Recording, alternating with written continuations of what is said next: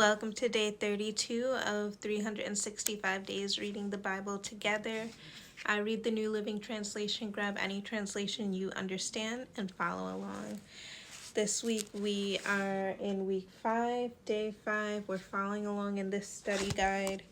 We are reading Job 9 and 10. It is really late, so forgive me. But we're going to jump right in to Job 9 and 10. This is Job's third speech, a response to Bildad.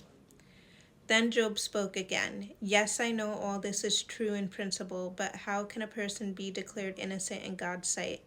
If someone wanted to take God to court, would it be possible to answer him even once in 1,000 times? For God is so wise and so mighty. Who has ever challenged him successfully? Without warning, he moves the mountains, overturning them in his anger. He shakes the earth from its place, and its foundations tremble. If he commands it, the sun won't rise and the stars won't shine. He alone has spread out the heavens and marches on the waves of the sea. He made all the stars, the Bear and Orion, the Pleiades and the constellations of the southern sky. He does great things too marvelous to understand. He performs countless miracles. Yet when he comes near, I cannot see him. When he moves by, I do not see him go. If he snatches someone in death, who can stop him? Who dares to ask, "What are you doing?" And God does not restrain his anger. Even the monster of the sea are crushed beneath his feet. So who am I that I should try to answer God or even reason with him? Even if I were right, I would have no defense. I could only plead for mercy. And even if I summoned him and he responded, I'm not sure he would listen to me.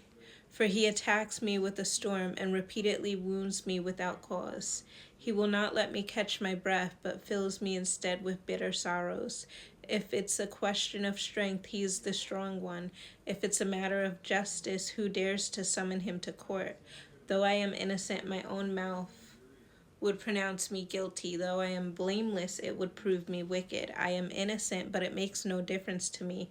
I despise my life. Innocent or wicked, it is all the same to God. That's why I say, he destroys both the blameless and the wicked. When a plague sweeps through, he laughs at the death of the innocent. The whole earth is in the hands of the wicked.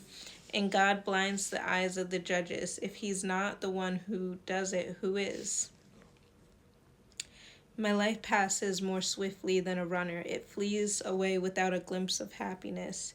It disappears like a swift papyrus boat, like an eagle swooping down on its prey. If I decide to forget my complaints, to put away my sad face and be cheerful, I would still dread all the pain, for I know you will not find me innocent, O God.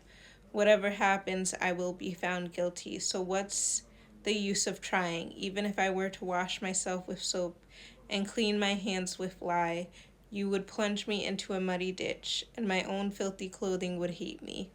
God is not a mortal like me, so I cannot argue with him or take him to trial. If only there were a mediator between us, someone who could bring us together. The mediator could make God stop beating me, and I would no longer live in terror of his punishment. Then I could speak to him without fear, but I cannot do that in my own strength. Chapter 10. I am disgusted with my life. Let me completely free. My bitter soul must complain. I will say to God, don't simply condemn me. Tell me the charge you are bringing against me. What do you gain by oppressing me? Why do you reject me, the work of your own hands, while smiling on the schemes of the wicked? Are your eyes like those of a human? Do you see things only as people see them? Is your lifetime only as long as ours? Is your life so short that you must quickly probe for my guilt and search for my sin? Although you know I am not guilty, no one can rescue me from your hands. You formed me with your hands. You made me. Yet now you completely destroy me. Remember that you made me from dust. Will you turn me back to dust so soon? You guided my conception and formed me in the womb. You clothed me with skin and flesh, and you knit my bones and sinews together. You gave me life and showed me your unfailing love. My life was preserved by your care. Yet your real motive, your true intent was to watch me. And if I sinned, you would not forgive my guilt. If I am guilty too, bad for me. And even if I'm innocent, I can't hold my head high because I am filled with shame and misery. And if I hold my head high, you hunt me down like a lion and display your awesome power against me. Again and again, you witness against me. You pour out your growing anger on me. You bring fresh armies against me. Why then did you deliver me from my mother's womb? Why didn't you let me die at birth? I would be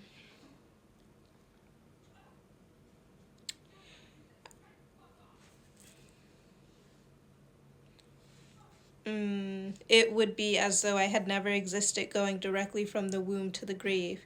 I have only a few days left, so leave me alone, that I may have a moment of comfort before I leave, never to return, for the land of darkness and utter gloom. It is a land of dark. It is a land as dark as midnight, a land of gloom and confusion, where even the light is as dark as midnight. And that is the end of chapter 10. I want you to remember as you're listening to this, especially chapter 10. So chapter 9, he was addressing his friend.